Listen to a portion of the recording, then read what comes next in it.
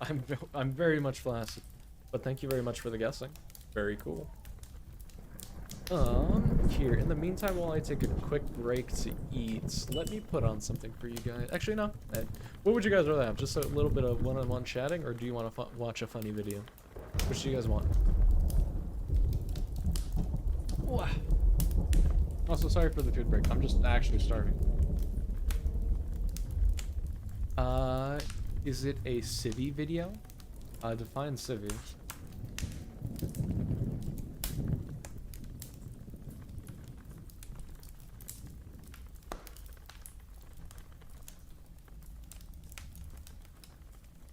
Oh, the one you sent me, Waffle? No, it's not gonna be one of his, probably. No. I don't think so. Brand new. Then I don't care. Okay, fair.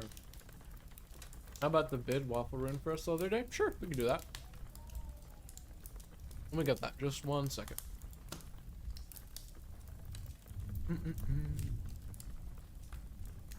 It works out perfectly too because it's 13 minutes long, so this works great. Okay, give me just a moment. Let me get up on screen for you guys.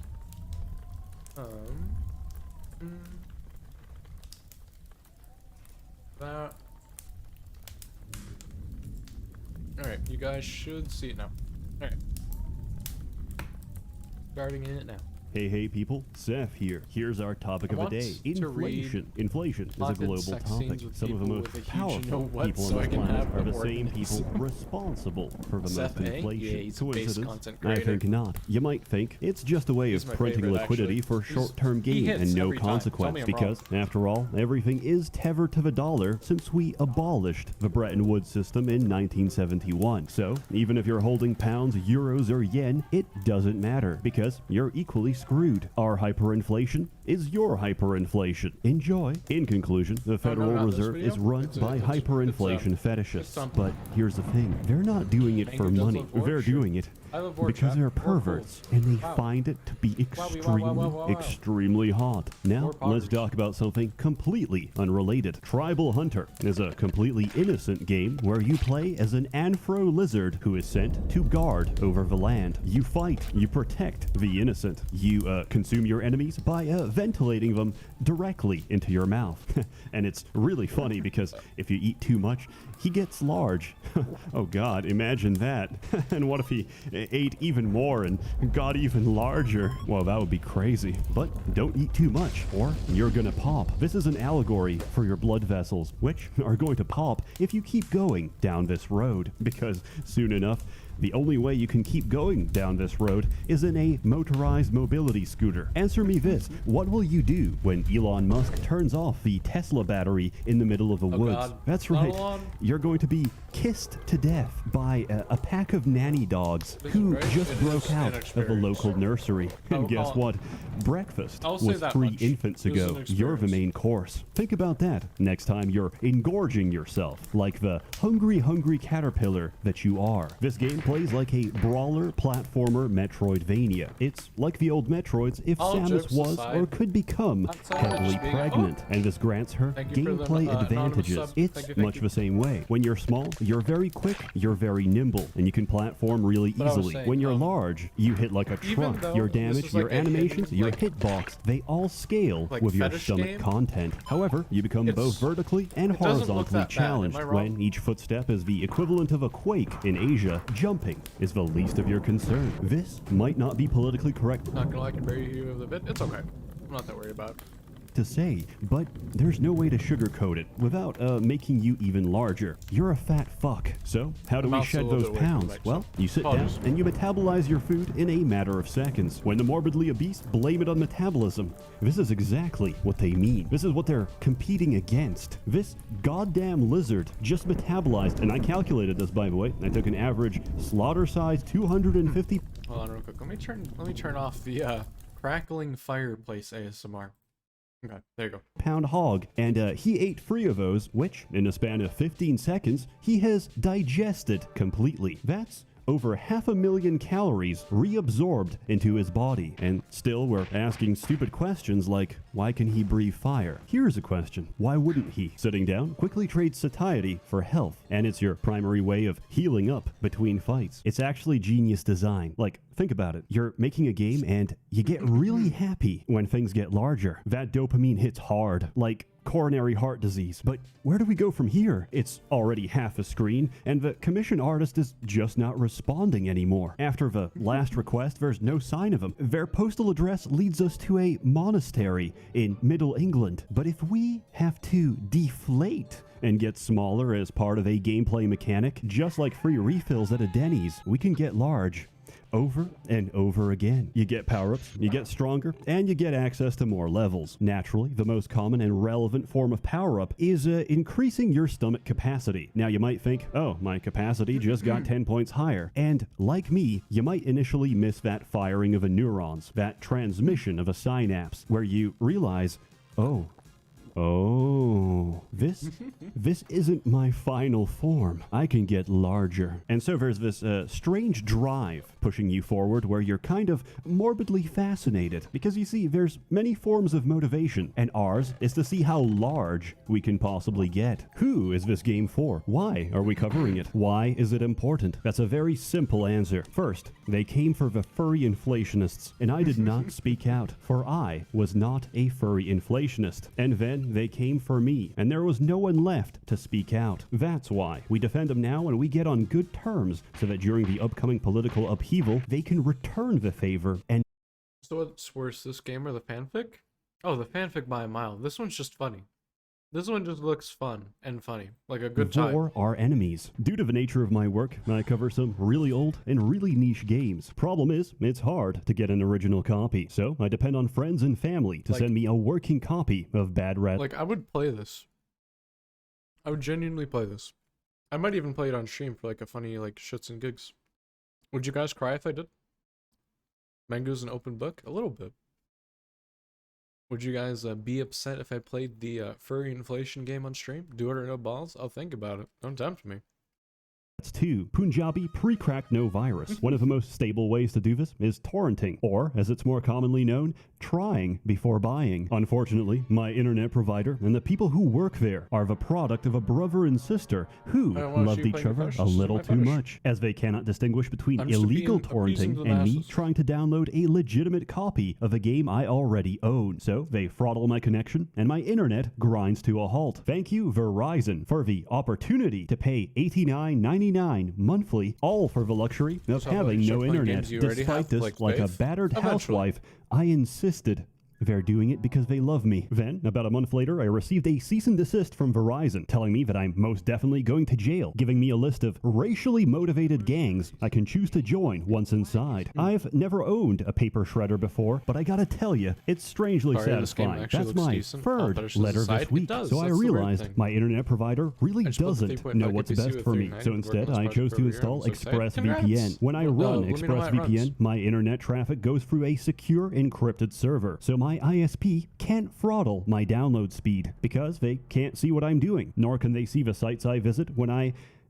I'm working hard at my job and sell my mental illness to advertisers. It's incredibly easy to use. All I had to do is download the app, tap a single button, and just like that, I'm fully secured. And ExpressVPN does all this without slowing my connection. So stop letting internet providers arbitrarily decide what you can and can't do with something you pay good money for every month. Protect yourself today from the misinformed decisions of mega corporations who don't care if you live or die by using the same VPN I've trusted since 2019. 3 years, and they never failed me once. How about that for an endorsement? Sign up now and you can get 3 months of ExpressVPN for free by visiting expressvpn.com/Seth or clicking the link in the description box below. Thank you to ExpressVPN for sponsoring this video. Gameplay is pretty straightforward. You help out your local village by beating the shit out of everything and consuming their dead bodies. For an island guardian, you're actually quite terrifying, and the village itself is a really nice place. What a beautiful day on God's earth.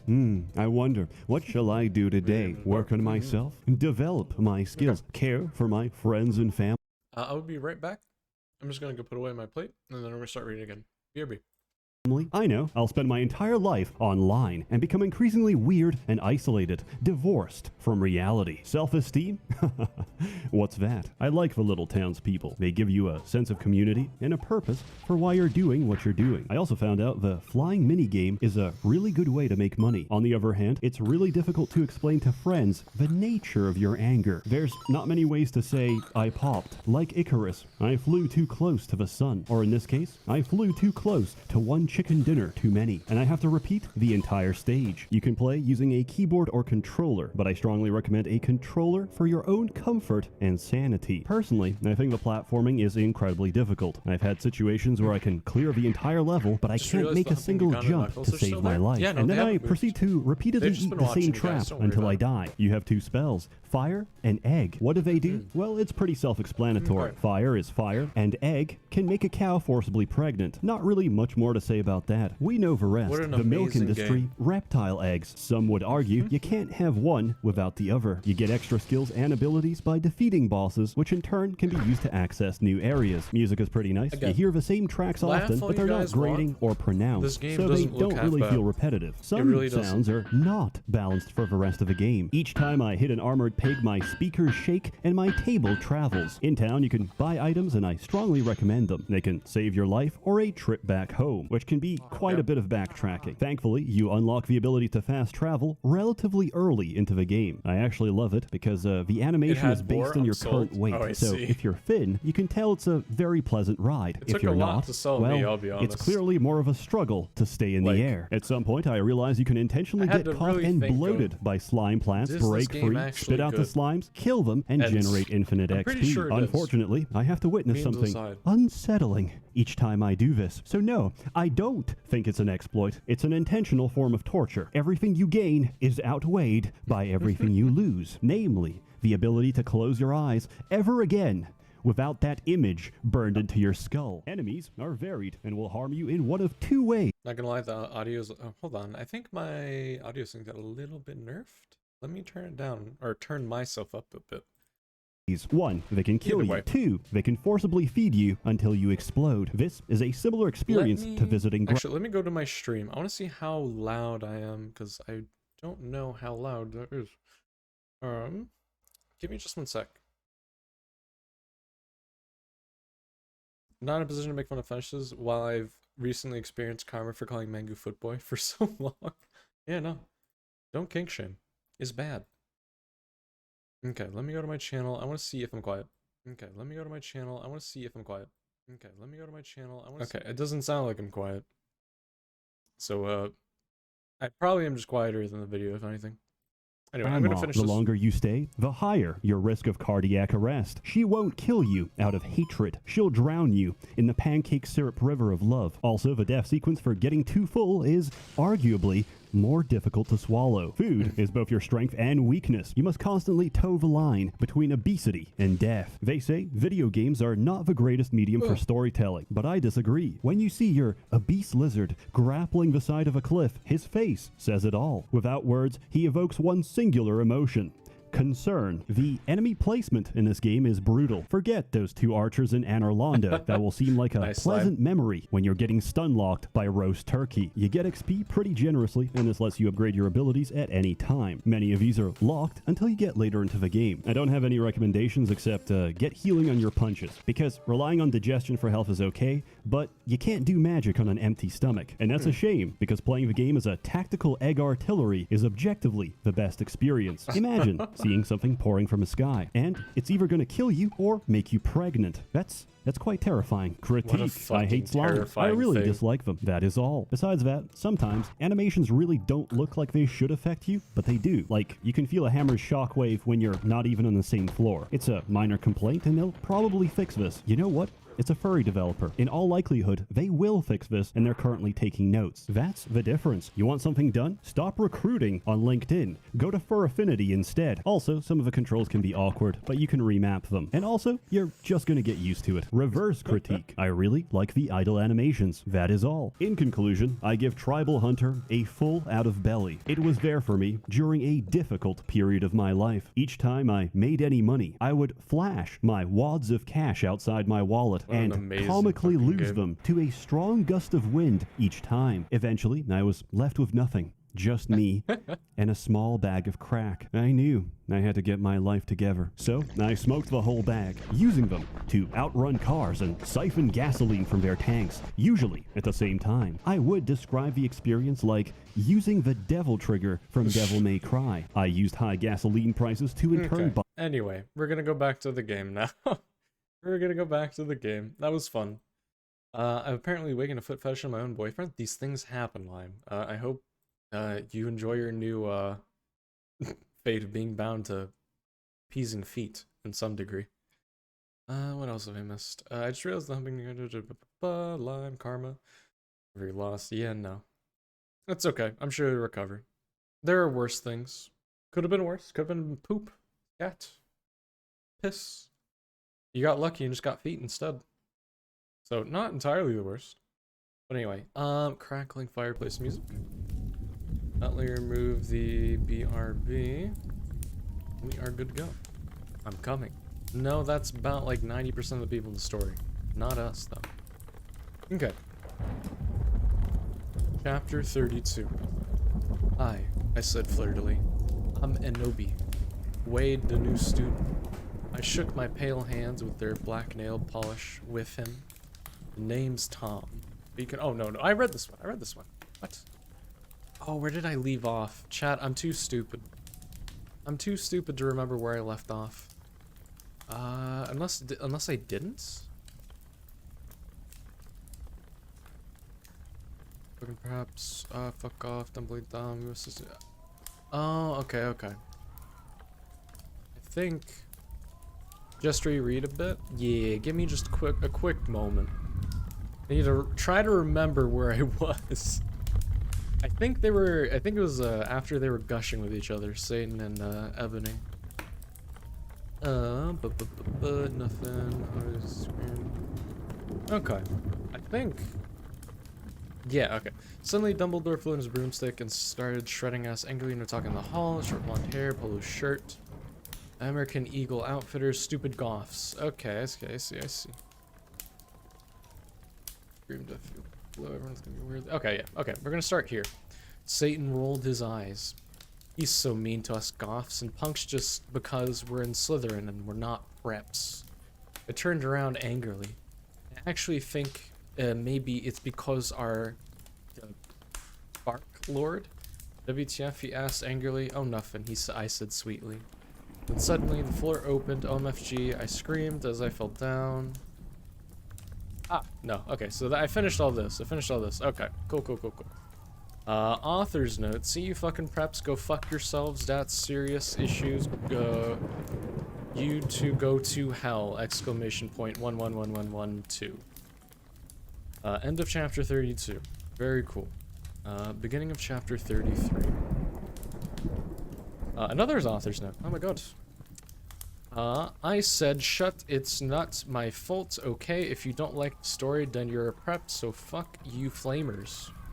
P.S. I'm not updating until you give me 5 god reviews. And this time I meant it.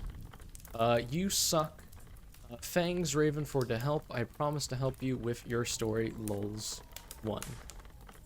Okay. Beginning of chapter 33. Oh my fucking god, I shouted sadly. Should we get you to St. Manga's bitch? Hell no, she said. Listen, Egegi. I need your help. Next Tim, you go back and Tim. Do you think you could ask Tom Anderson for some help? Sure, I said sadly. I went outside the door. Draco was there. He was wearing a big black GC t-shirt, which was his Panama's. Hey, sexy, I said. How'd it go, Ednaby? He asked in his voice. Was so sexy and low, kinda like Gerard way when he's talking. Fine, I responded. We stared back to the form. How far did you go with Satan? Draco asked jealously. Not too far, lol, I borked. I shut my nuts all the time. I believe you. I hope not too far, he shouted angrily. Then I felt bad for shooting at him. I said sorry, we Frenched. What happened to Snipe? I growled. You'll see, Draco giggled mistressly. He opened a door. Snap and Lumpkins were there. Sirius was poking them by staging a fire with a black knife. No, please! Lumpkin bagged as Sirius started to suck his blood. I laughed statistically. I took some photos of him and Snap being porked. Parentheses, okay. No, this is men, but think about it. People they are pedos and Snip tried to rape them. And Nimue said it's rocks. Has anyone seen Track Attack 3 lols, end parentheses. We took some of Snipe's blood, then Draco, and I went back to our rooms. We sat on our gothic black coffin. My clothes were kinda dirty, so I popped back on black leather outfit thingy, kinda like the one Suline has in the underworld. Parentheses. If you haven't heard of it, then fuck you. End parentheses. I put on some black platform heels. Draco put on some Desolation Livers by MCR. Then we sorted to take of each other's clothes. I took off his shirt and he had a 6-pack lols. We started to mac out like in the grunge. He pot his wetness in my you-know-what sexily. I got an orgy. Laughing statistically. How menacing. Oh, Draco! Exclamation point, multiple ones. Oh my fucking god, Draco. I screamed passively as he got an erection. I love you, Tabori, he whispered sexily, and then we fell asleep. He's pulling his cock out! He did pull out his you-know-what. Put it in her you-know-what. I love you, Tabori, he whispered sexily, and then we fell asleep. End of chapter 33. Author's note. Shut the fuck up, preps. Have you even read the story? You are probably all just preps and posers, so fuck you. Thanks to Raven for the help, exclamation point. Beginning of chapter 34. I woke up in the coffin the next day. Draco was gone. I got up and put a black tight sexa dress that was all ripped at the end. There was red corset stuff going up the front and the back. It came up to my knees. There was a slit in the dress like in Mr. and Mr. Smith. I put on ripped back fishnets and blick stiletto boots on. Suddenly, Story cocked on the door. I opened it. Sexa dress, yep. Hi, Ebony, he said. Jizz, what do you have to come to Professor Sinister's office? Okay, I said in a depressed voice. I had wanted to fuck Draco or maybe listen to MCR or Evanescence. I came anyway. So what the fuck happened to Snipe and Lupin? I asked Sorius flirtily. Pardon me, just burp. I fucking tortured them, he answered in a sadistic way. They are in Albacazian now, lol. I laughed evilly. Where are Draco and Vampira? I muttered. They are excused from school today. Sodomize moaned sexily. There's something not quite right with that, but okay. Right now, they're watching The Nightmare Before Xmas. We went into the office. Professor Sinister was there. She was wearing a gothic black dress that was all ripped all over. It kinda like the one Amy Lee wears in Pick. She blinks something. I don't want to click on that. She took out the pensive and the time torner. Enobi, you will have the Nauser session now. Also, I need you to get me the cure before being addicted, she said sadly. Good luck, Fangs. And then I jumped into the pensive again. Suddenly, I looked around. I was in the Great Hall eating Count Chocula. It was morning. I was sitting next to Satan. On a table was a tall gothic man with long black hair, pale skin, and blue eyes, wearing a suit and black Converse shoes. He looked just like Chairlin Manson. I noticed he was drinking a portent. Who is he? I asked. Oh, that's Professor Slutborn, Satan said. He's the portent's teacher, Ebony? Yeah, I asked. Did you know Marilyn Manson is playing in Hogsmeade tonight? And they're showing their exercise at the movies before that. Yeah? Well, want to go to the concert and the movie with me? End of chapter 34. Author's note. Thanks to Susie for the idea. You rock. Fuck you, preps. Thanks to Raven for the help. You rock, girl. P.S. I'm going to end the story really soon, so fuck you. Oh yeah, and if you know any gothic names, please tell me, cause I need one for Sirius, one fangs. Okay. Beginning of chapter 35. I went into the common room thinking of Satan. Suddenly, I gasped. Draco was there. I gasped. He looked as hot as ever, wearing the black leather pants and black Lunkin Prank t-shirt and black eyeliner. Draco, what the fuck are you doing? I gasped. Huh? He asked. Then I remembered. It wasn't Draco. It was Lucan. He still had 2 arms. Oh, hi Lucian, I said. I'm Ebony, the new student. We shook hands? Yeah, Satan told me about you. Lucian said he pointed to a group of sexy gothic guys. They were sitting in a corner cutting. It was serious. Vampire's dad and Snap. All of them were wearing black eyeliner and black Good Charlotte band shirts. Listen, I'm in a goth band with those guys, he said. We're playing tonight at the Marilyn Manson show as backup. Oh, really? I asked. Shut up, preps. Oh, man. Fucking preps, bro. Fucking preps. Yeah, he said. We're called X Black X Tier X. I play the gutter. Spartacus plays the drums, he said, pointing at him. Snap plays the boss. And Jams plays the guitar, even though we call him Sam Moreau, after Samara in the ring.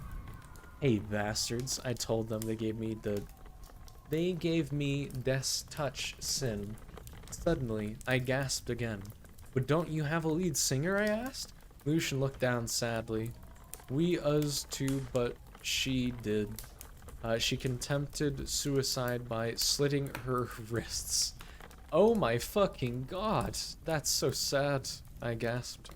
It's okay, but we need a lead oh, that sounds bad, I'm not gonna say that. Samara said. Well, I said, I'm in a band myself. Really, said Snap. I couldn't believe it. You used to be gothic. Yeah, we're called Bloody Gothic Rose 666. Did you wanna hear me sing? Yeah, said everyone. So the guys took out their guitars. They began to play a song by, parentheses, get it, cause by guys are so sexy, exclamation point 11. And, fucking end parentheses. Gurn day. I work this empty street on the boulevard of broken dreams. I sang sexily. Parentheses, I do not own the lyrics to that song. End parentheses. Everyone gasped. Enemy, will you join the band? Please, begged Lucian, Samaro, Sirius, and Snap. Okay, I shrugged. We going to play tonight? Yeah, they said. Okay, I said. But I knew that I had to get a new outfit. I walked outside wondering how I could go forward in time. Suddenly, someone jumped out in front of me. How many times have we heard that saying? It was Morty McFly, not even spelled right. He was wearing a black band t-shirt and black baggy jeans. What the hell are you doing here? I asked. I will help you go forward, Tim Ebony, he said seriously. Then he took out a black time machine.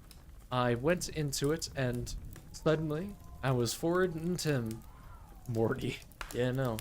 It's Morty McFlew. Okay. Logged into my account's confusion. It's like about 5 years. Oh, I see. So they took a 5-year break between the last chapter. What was it? 30. What chapter went? 35. So then they took a 5-year break. Logged into my account for the first time in 5 years. I'm looking at the reviews. I'm what you're saying. I wrote the author. I'm more. I've returned to see this way. If you look at the chapter intro, I wrote the preface of that. Obviously, you do not. Write this. The My Immortal was well known on the internet as the worst fan fiction ever written. There was so much speculation as to whether it was written legitimately or for trolling, or the author being mysterious, likely fake Tara Gillespie. I reposted the story because there's no good version of it, blah blah blah. I repeat this again. XX Midnight Essence XX did not write my immortal. Thanks, have a great day. Just saw a PM from someone letting me know there's a significant number of death threats in the comments. I'm glad I didn't read those when I was 13. Please don't do that. Even to those who are actually bad authors. Incredible. Okay, but they picked it back up 5 years later. We're encroaching the end of the story, boys. Chapters 36 to 44. And then there's a post face, which I think is like some sort of conclusion. We'll find out.